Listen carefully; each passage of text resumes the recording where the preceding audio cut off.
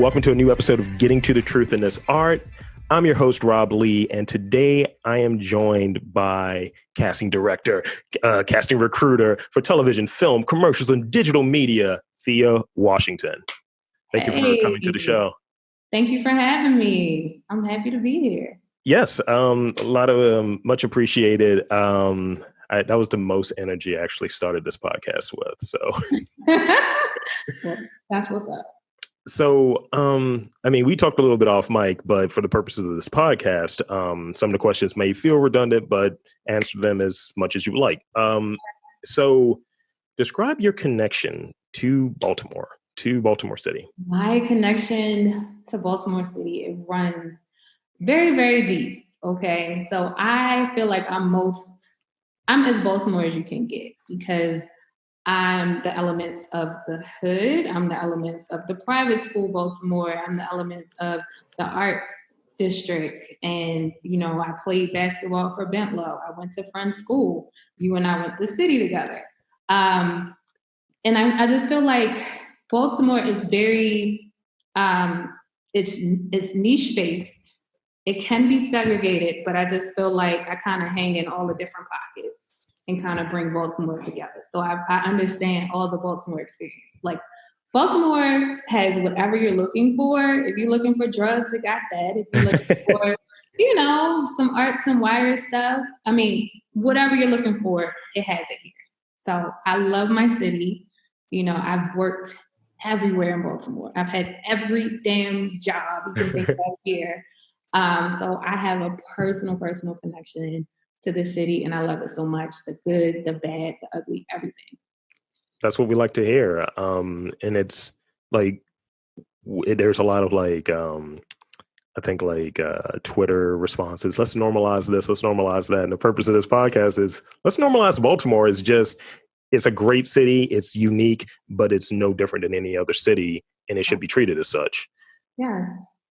And I'm from the real Baltimore, not the gentrified, not the, no offense to Molly and her dog jogging down North Avenue, but I'm from when North Avenue and Greenmount was like, it was popping. Me locking my car door, like that's where I'm from, around that way.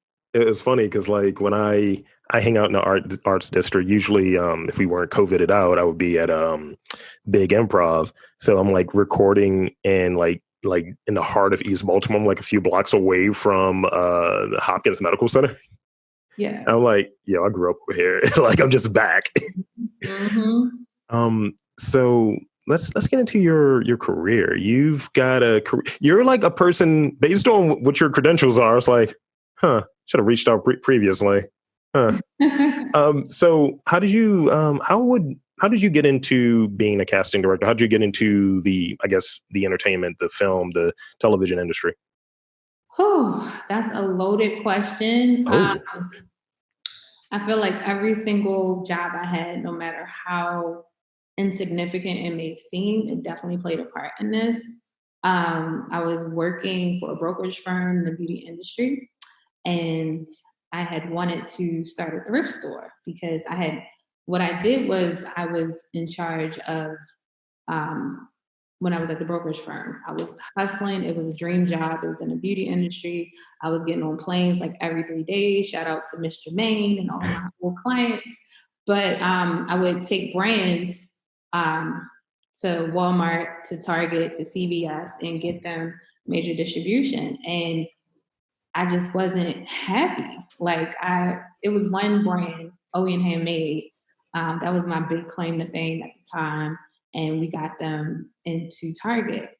And I just thought I was about to blow up and get all this money or whatever. And, I didn't. Oh. And it could be me being trusting and not getting stuff, not on Owen's part. My boss is, she know what happened. But anyway, I'm not gonna put that out there. But anyway, I just wasn't fulfilled. Let me give you the PR answer.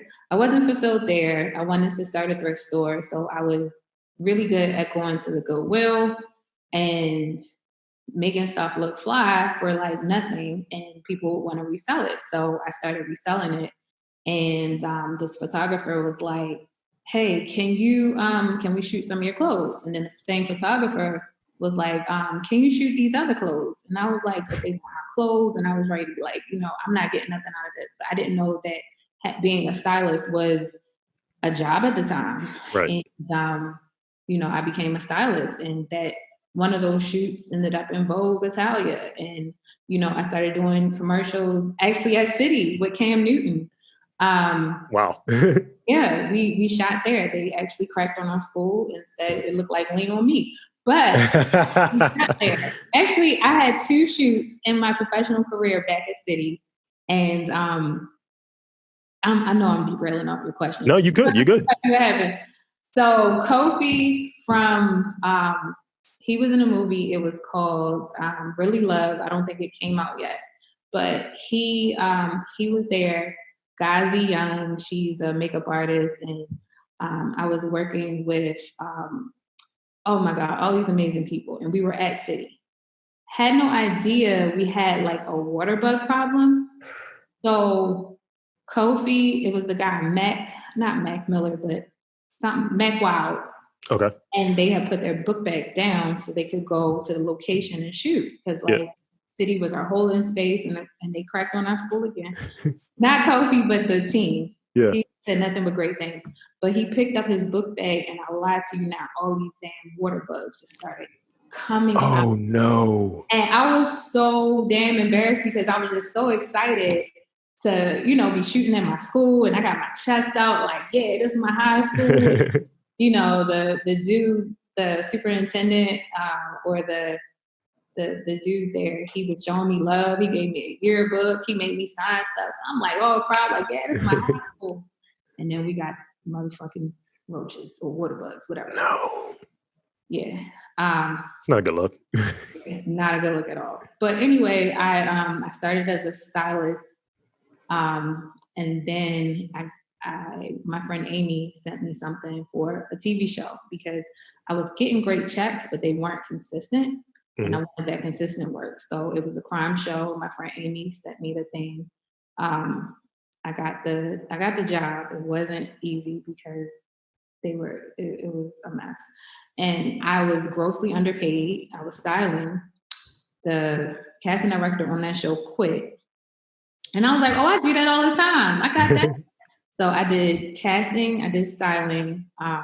People weren't coming to work, like the grips, the sound guy and stuff like that, because they weren't getting paid.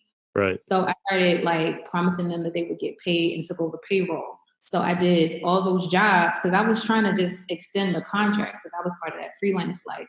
And that was my first show, Copycat Killer. I still lived in Baltimore. It was in Georgetown. So I drove like 2 hours there, 2 hours back after being on location for like 14 hours. It was rough. It was hard, but I did it. And I'm thinking like, okay, we finished season 1. Now they're on like season 20. It comes on the Reelz channel. But nice.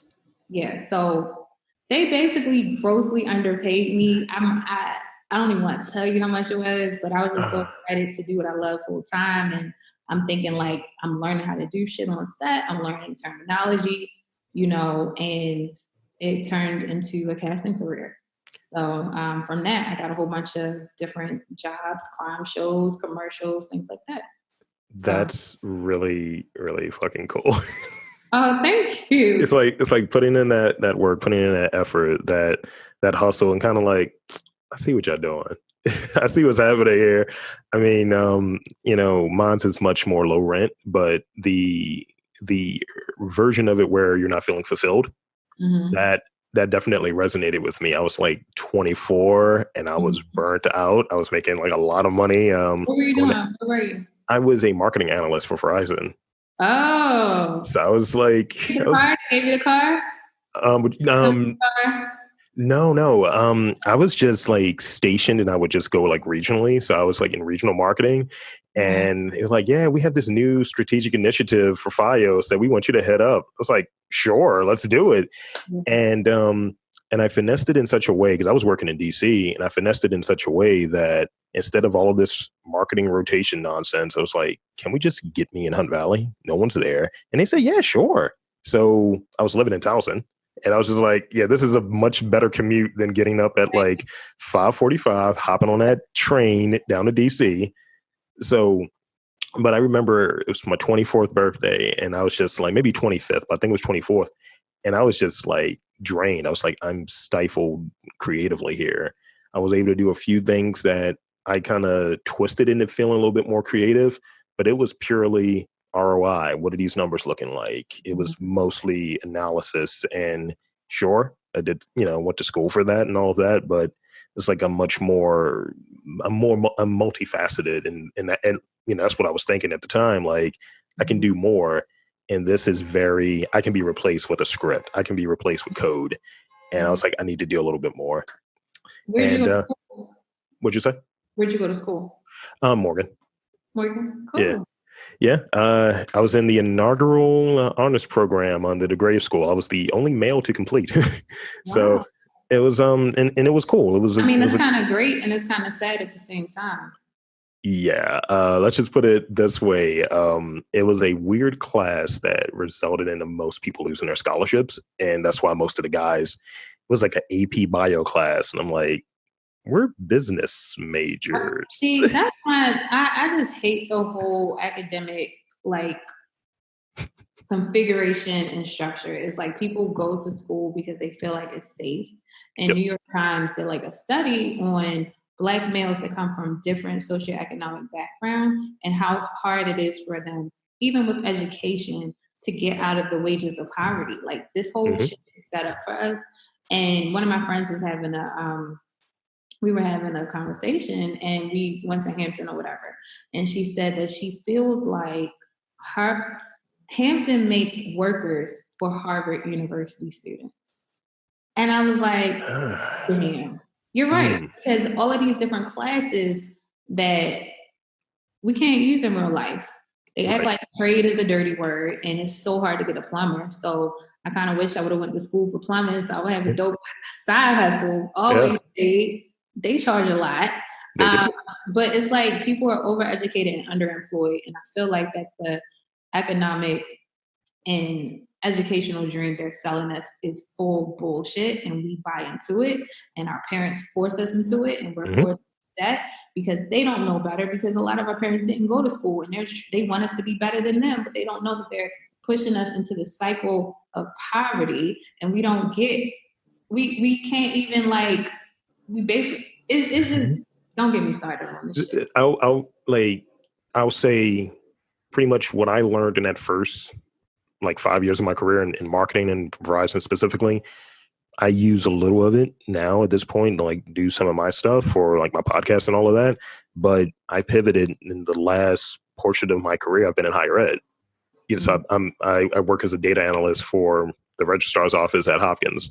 Like I'm doing that, and the skills and obtaining that, all of that stuff. I didn't use any of the stuff that they tell you these are the rules. I went into each interview like an asshole, and I learned everything on my own. I was like, they have me doing this job they're underpaying me. This job I'm better equipped to do something more than this job. And I was like, all right, how can I maneuver this time? How can I learn something to take me to another level? And in the last year, I was promoted into leadership with that 30% salary increase. So I was like, all right, this worked. Good, but I mean, I'm not saying I'm not saying it's a setup, but keep doing your podcast, keep doing this shit, because whenever it can be taken from you, I definitely get it. At the blink of an eye, like you said, like you could be replaced with a script or coding. Like, just keep your own thing that you have ownership over. Like, they teach us how to be workers, but don't teach us how to be entrepreneurs. And it's just, they're setting us up for failure. And trade is not a dirty word. Like, if my son can go to Mervo and learn a trade, and that way he's in college, like jamming off and doesn't have to be broke, you know, like, I'm all for it. If he wants to go to trade school after high school, I don't give a fuck. Like, I want him to be able to sustain and support himself. People got these dumbass degrees. Like, what you gonna use that in? Like, Right. Like I have two good friends. One, like, he went to Morehouse, didn't have the good experience. He kind of ran into some of that HBCU bullshit that happens. And he was just like, I just got trades in IT shit. He's like, I don't have a degree. He's like, I make 97 grand. My other see, boy, he does HVAC and plumbing. He's at almost 100 grand. making money. Probably got his own house. Probably got gas credit.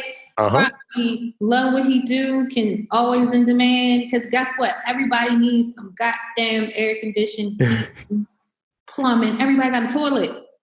Everyone has an ass in the toilet. Everybody got an ass in the toilet. Exactly. and probably a couple of toilets. Okay. Yeah. So, I mean, I have 3. There you go. Yeah, it's bullshit. It's bullshit. They set us up for failure and they have us looking down on these jobs that are essential. Like, somebody has to do them. And they like somebody's like, oh yeah, I'm going to school for film and I'm about to get my master's in film and some other shit. And it's like, I did. Because by the time you fucking graduate, the technology is going to be so different. Mm-hmm. Technology always changes. Everyone is different. I'm on set. One director likes shit that way. One director like that way. They like this certain software. They like that. Like, you have to learn by just getting in the game. And a lot of people is on the sideline or playing it safe. And I'm for education, but I'm also for self-education. Like, you gotta, go ahead. No. I mean, with the stuff that I do in podcasting and all of that stuff, all self-taught. Like, you know, I know how to run boards. I know how to do a bunch of stuff when it comes to like audio engineering and things like that. And it all comes from just one simple standpoint, like how I'm a problem solver. So it's like, let me look this up and look at some tutorials, and then I'm going to try some shit. I'm going to apply some shit, not just theory. As I wish they had YouTube and Google when we was in high school, because I was a student. Like, it's no reason. And let me put you on game. Spotify is hiring Black creators. Mm-hmm. They realized that, number one, we're gonna get them the marketing dollars. We're gonna get them that advertisement. So you need to work on getting your numbers up, work on your page, put your money, your good money you make in higher education, put that into promoting your podcast so you can get your numbers up. You know, reach out to local sponsors. All these local companies like Otterbein and Joe's Bike Shop, if you're getting $100, $50, you know, $500, $1,000 until your numbers get up there where you can demand tens and tens of thousands, you know, reach out, like call. Somebody's going to say yes, you know, like I can do a spot for you, you know, like offer advertisement on them and say, this is a Baltimore-based podcast. You're a Baltimore-based company and, you know, I have a special starting and, you know, if you see your numbers or whatever, like do a coupon code. Yeah. And what do you put your podcast on? We're like, as far as what platform is on? Mm-hmm. iTunes, Spotify, Stitcher, pretty much all of the main ones. Are you using Anchor? Not using Anchor. I didn't care for Anchor. There was some Anchor issues. Gets paid off the bat. Okay. So check out Anchor again. Okay. Check out Anchor because they don't care how big your following is off top. Yeah. They will, you know, you can monetize it, but also do the work to get people to know about it. Okay. Take your daytime money and make that your, you know, invest into your side hustle, invest into yourself. Because guess what? That job, they're not investing in you. They make you happy. they keeping you happy, so you stay there a little longer. And they might give you another raise, make you stay there a little longer and sit off on your dreams. But, you know, invest in yourself. See, and that's the thing. It's funny. Like, I want to go back into the questions real quick because that's like you've answered 2 of the other questions I had later. And it's like, yo, give me some jewels, drop some jewels, and you've dropped like a couple of them. Namely, invest in yourself. That's a thing. And I think people miss out on it because we're chasing this idea. We're chasing this idea of, you know, go to this job, do this, do that. On my way to the money. It's like, what's driving you? What's your passion? Right. So in your passion, uh, how do you identify talent? How do I identify talent? Shit. I don't know. Like, you have a good radio voice. That's the first thing I said to you is, are you doing voiceover work? Send me your stuff. And I meet people a lot. Like, I'm like a introvert, extrovert. Like, I love people. I like, during this time, I still needed to get out and be amongst my friends safely. Because I like good energy. I like talking to people. Also, I like to be closed off from people. But, I'm in a lot of different spaces and networks. So, people might hit me up on Facebook, Washington Casting on Facebook, and tell me, whatever. And I post my stuff on the different websites for actors. But a lot of my actors, like Tim from high school, I put him in a ton of shit, and he's awesome, and they love him. So, I reach from, my own network, I guess, and other stuff. It just seems like you can tell. You're just like, I just know it. It's just that. It's just like, all right, yeah, you got something going on there. It's like, nah, not you. It's like, but I'm great. Like, not you, not you. Also, it depends on what the client wants. Sure. Like, I have a couple of projects that are coming up, and one of them, they want somebody that's older, that wants to do something brand new. And I have another client that they want guys that have beards and hair, because they want to shave their hair and do all that stuff. So it just depends. Like, for instance, when I did Bachelorette, Eric Bigger, I think he went to City as well. It sounds familiar, yeah. Sounds like a familiar name. But, he knows that I didn't know. I never thought that he would get that far. Right. Because I thought he was cool. He was dope. He had good energy. But I had no idea he'd be the top 3 on Bachelorette. So sometimes I don't know. And like the people that I'm like, oh my God, you're going to love him. He's going to be amazing. Like, no. Like, trash. Get him out of here. So kind of in that same vein, has there been a situation where you've worked with someone, you've identified someone, and they were right for the part, but not necessarily right for the cast? Right for the part, but not. Oh, like assholes? Thank you. Yes. Oh, you gotta talk regular to me, because I'm figuring it out all the time, but you're trying to hint at.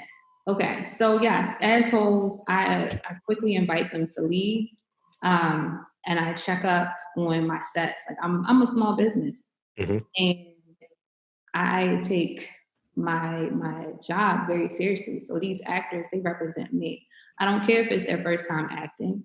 I call them. We have a chat on what I expect, what they're supposed to do, and from there, it's like, okay, I send you. But I also check with my client. I check with the production team to make sure nobody's an asshole.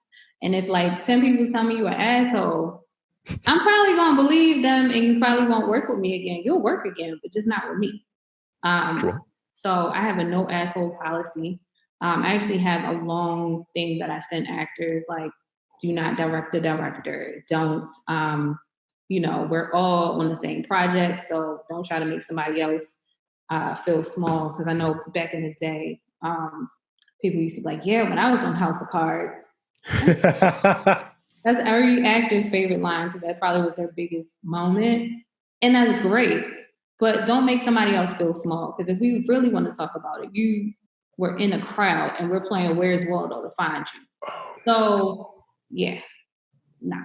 I like that. It's just, and we were playing Where's, like, you were out there. Like, did you have any lines? Oh, just indistinct murmurs? All right, cool. Or like, if they don't like how crafty or craft service, which is like when they have the food set up for everyone. Yeah, so when I was on House of Cards, the craft service was amazing. You're not on House of Cards right now, so stop it. I don't want to hear nothing like you hear. So enjoy what we did for you. We did the best we could. Sometimes it's amazing, and sometimes just with the budget help. So yeah. That's factual. So I got one more question of these kind of real questions, and I got just some rapid fire kind of 1-2 word answer, Baltimore related questions, and then I'll give you back the rest of your Friday. All right. So in terms of, so you work like regionally, you're like Baltimore, DC, kind of in the area? Everything. I'm like, I kind of view myself as a big fish in a small pond. Although I get shows that are national, like, your Bachelorettes, your Temptation Island, your whatever. But when movies come to town, Yeah. I'm the person that I want them to call. And sometimes they do call me, and sometimes they find out about me too late because, you know, for whatever reason. Because usually they go with I hate to keep bringing up House of Cards, they go with the same House of Cards crew. And it's this guy who, he's an asshole. He tries to like block me out of all the stuff, but he does cast. They get this guy. I'm just being frank. Yeah. They get this guy who is like, he's kind of like your average racist white dude, but he's racist and discriminates. Like, he's horrible to everybody. But they get him on Black projects, and I'm like, what the fuck? Like, what? And I had wrote when the 12 O'Clock Boys movie came to town. It was a Jada Pinkett Smith production. Yeah. And I was just so excited. I was like, oh my God. I wrote them the most beautiful letter. Like, I'm from Baltimore City, born and raised. I love this place. I love The Wire. I was blessed to work with Mr. Pelicanos on 2 projects, and he was the writer for The Wire from season 4 to 6 and created The Deuce. I said, I know our accents. I know the difference between a Carlton Banks and a Tupac. I would love to cast on any level, from the background, the leads, whatever you guys need. I'm excited about this project. I'm familiar with the 12 O'Clock Boys. I watched their special on Showtime. Like, I'm just so excited. Blah, blah, blah. So I wrote them this beautiful letter. I get a call like, hey, how you doing? I'm like, hi, it's Thea Washington. How can I help you? And he's like, yeah, it's Bill. I know who you are. I think we talked before, but I'm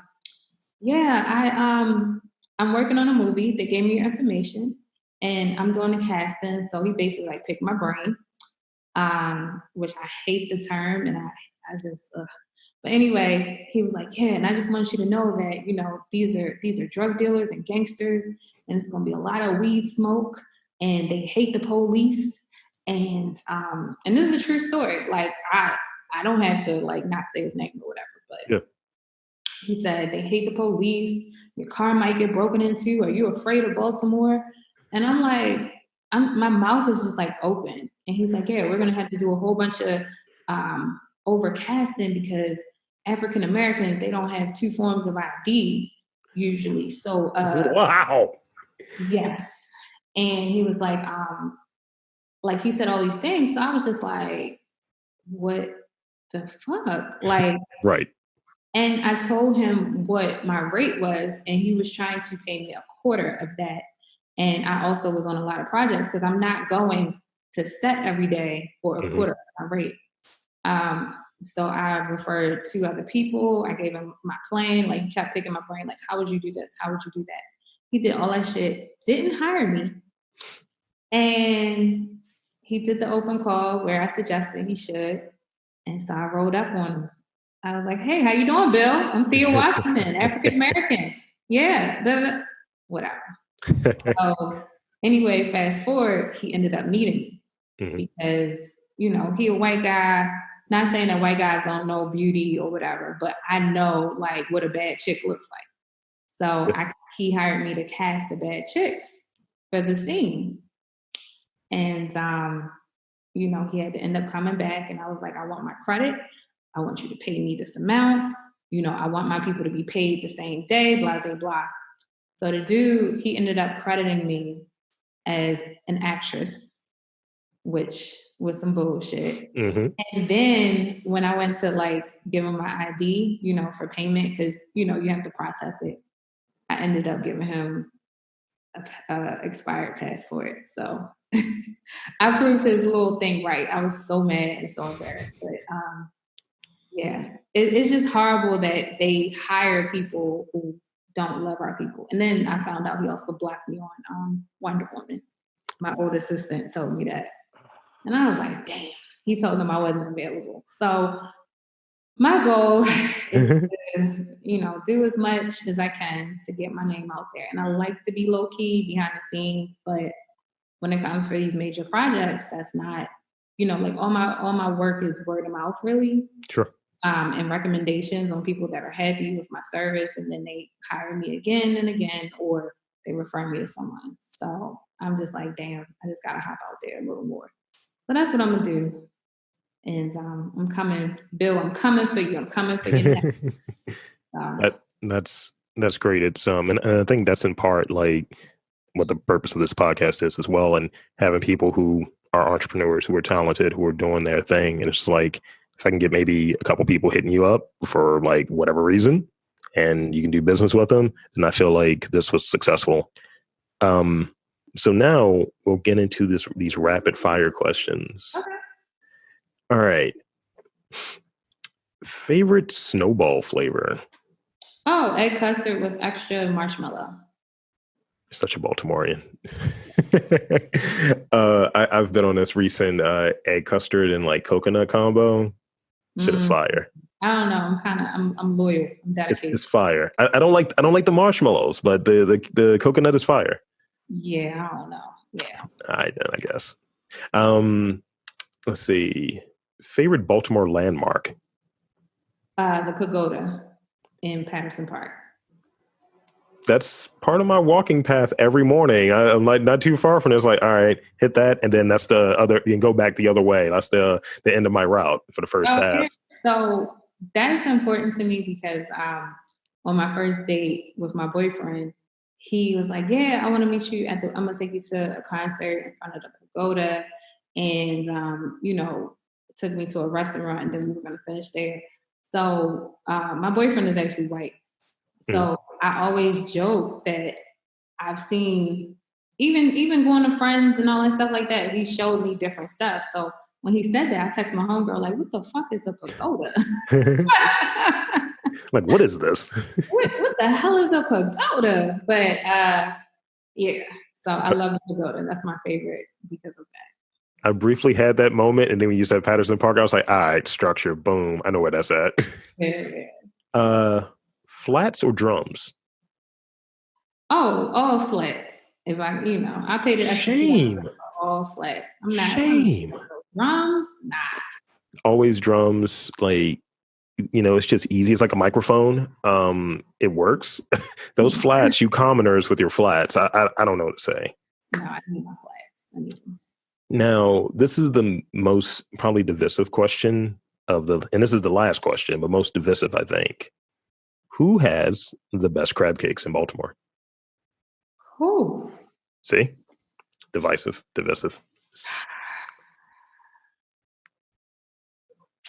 I'm gonna have to go with Coco's on Harford Road. You're the second person who said that. My man from No Picks After Dark, he was like, yo, I don't know what you're doing. Why have you not been there yet? They're fire. Yes. So I'll count that as a recommendation. I'm gonna have to go with Coco's. Yes, I do. Okay. All right. That's good. That works. So now we'll wrap up his opportunity, shameless plug, whatever you want to plug, whatever you got coming up, whatever you're casting for, do your thing. Okay. Well, I am Thea Washington, and I cast the best in reality, true crime, commercials, and things like that. If you have a budget, holla at me. If you're an up-and-coming actor, feel free to email me at cast, C-A-S-T, by Thea @gmail.com. Send me 4 to 6 photos that look like you. Send me your name, your location, your email, your age, and your phone number so I can contact you if I feel like you might be a fit for it. Do not send me any over Photoshop pictures. No booty pictures, no dickstures. Nice. They will be rejected. And and y'all can follow me on Instagram at Thea Washington Casting. Right over your shoulder. Bam.